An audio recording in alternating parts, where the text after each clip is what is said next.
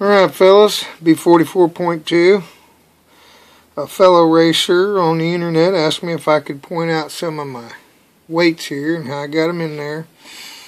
And I tell you what, I have seen some really impressive options the guys are doing out there.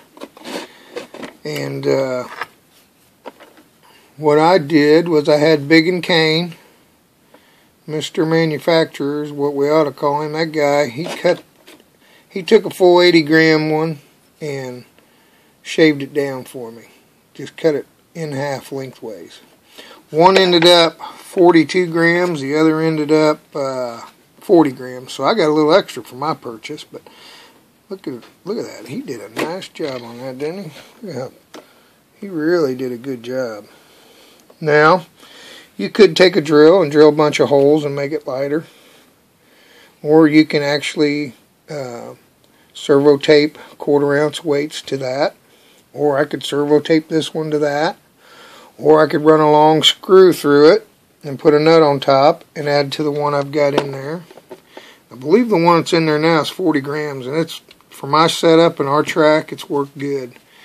I've been running a pretty hot mod motor and it's been working really good with 40 grams in my setup, so, and maybe my driving style too.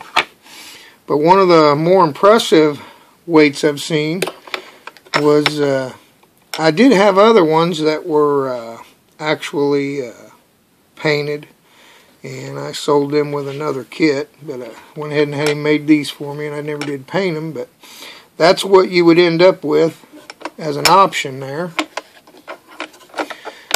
If I wanted to go ahead and bolt on through it, and then I'd have approximately I'd still have 82 grams of weight there. Some guys are cutting them down the middle. They're just taking and chopping them right down the middle, and then they can run their ballast forward or rear. I've decided to do mine this way because I want to keep it as low as I can and still get the weight there. The advantage to doing it down the middle here is you're going to get your weight further back and less here, which is another option. You almost need 4 or 5 of these weights and cut them in different sizes and drill them out different ways to really utilize them. So you'd have to spend about $50 on weights to really get a lot of options to figure out what's best for you. Oh, let me throw that back on there real quick. I want to show you one. One of the most impressive ones I saw on the .2 thread. A fella took his and basically has about this thickness, but he cut it down at an angle this way. I mean, he just took that thing and just shaved it at a wedge off of it. So he still had 2 bolts or 2 screws holding it in place from it moving around. That was one of the things I was worried about when cutting one down the middle, but as it turns out, it's not anything to worry about because your battery and everything keeps it from working loose on you. So you can get away with that. But with his, the nice thing about his was if you cut it off at a wedge here, you're going to only cut off maybe 1/4 of that weight or 1/3 of that weight. And you got 2 screws up through it, but you could actually turn it around and move it backwards. So that wedge shape, I'm going to get me next season. I'm going to get me another set or 2 of these, and I'm going to cut some wedges and try that. That's a good option. So you could move the weight forwards or back, whatever you wanted to do. Plus, he still had the option of taking his other one and doing it as one with just a little bit of weight. Or he could always add it back on. I mean, it was really good. I liked it. But that's really about all there is to that. I don't remember who was asking me about it, but if you get your weight up high, then you're going to get a lot more lift as you're going into a roll. It's going to want to lift more because that weight's going to pull it up, but it's also going to push it down at some point. Getting that all the way back is going to get you more rear bite. If you want a lot of rear bite, you just put 80 grams on there and set it up accordingly. But I just did it this way because I didn't want a full 50 grams. I messed around with it and I needed to go a little lighter, and I ended up with that. It's good and solid for my battery. I feel comfortable there. The half a weight, if you did like a half a weight and moved it all the way back, you could actually run your wheelbase longer and still get good rear bite, and that'd help you free the car up some. I always, not always, but mostly, for the most part, I run my wheelbase fully short, which is the rear hub shimmed all the way forward. So having this weight down low and a full length has worked pretty good for me. If I wanted to get a little more rear bite out of it, I could just take this and cut it in half and move this over on top of it and through bolt it, and then put a half one down low, or take and cut the center brace, the plastic stock center brace, cut it in half and mount it there.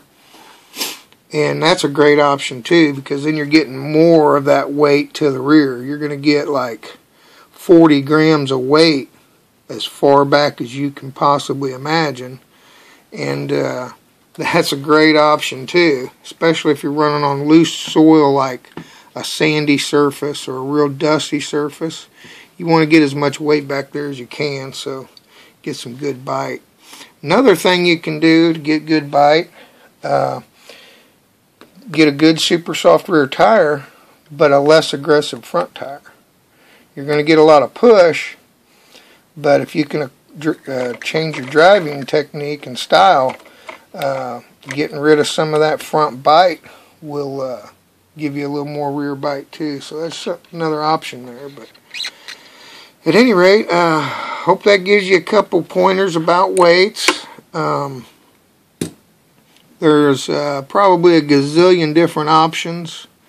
Like I say, I like that one where the fella did the weight. He actually just took that sucker and just cut a wedge in it. Man, that was a great idea. I wish I'd have thought of that. I'd already have one made if I'd have thought of that.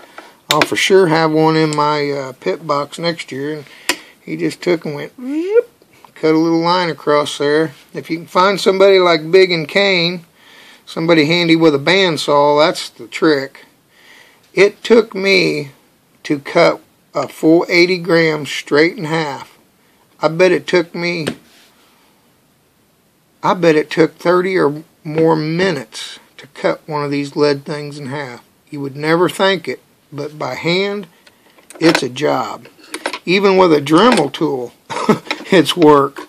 You're going to be throwing lead everywhere.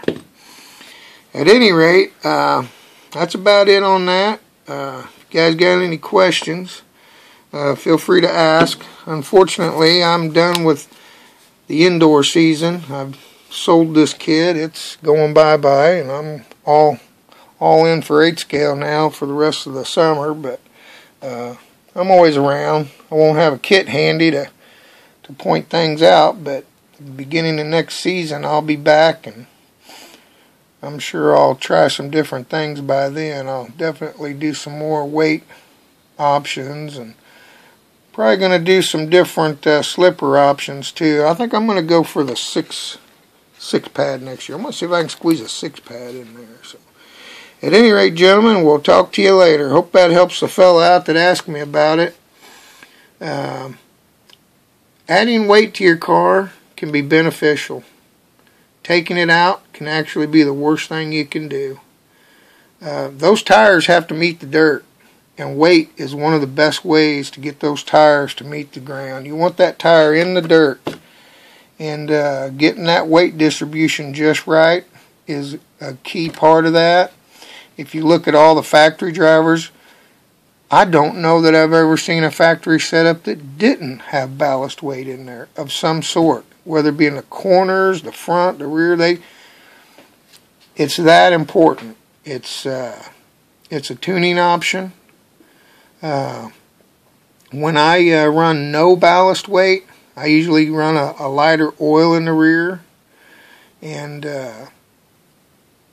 You know, with a 7.5 or 8.5 or 10.5 motor, no weight is probably a good option. But you start running a 6.5 and faster, that weight is really beneficial. So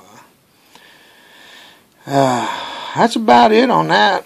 I'll talk to you fellas later. Have a good one.